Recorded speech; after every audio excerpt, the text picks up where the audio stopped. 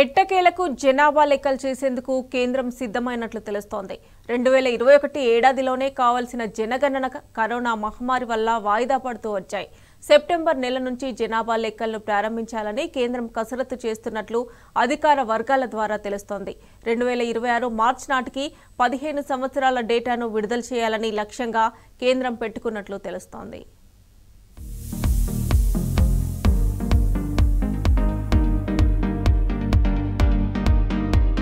దేశంలో సుదీర్ఘ కాలంగా వాయిదా పడుతూ వస్తున్న జనాభా లెక్కల కార్యక్రమం ఈ ఏడాది సెప్టెంబర్ నుంచి ప్రారంభం కానున్నట్లు సమాచారం. 10 ఏళ్లకు ఒకసారి చేపట్టే ఈ కార్యక్రమాన్ని 2001లోనే నిర్వహించాల్సి ఉంటుంది.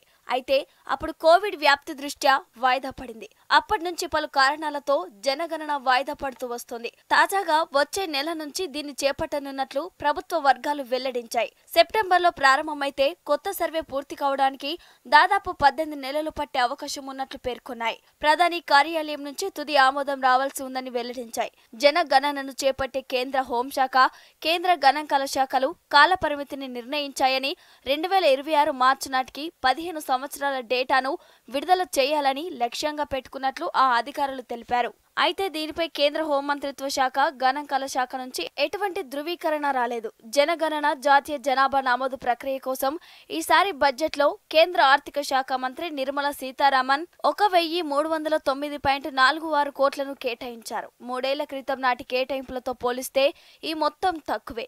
2021-22లో జనగణనకు 3768 కోట్లను ప్రతిపాదించినప్పటికీ ఆ దిశగా అడుగులు పడలేదు.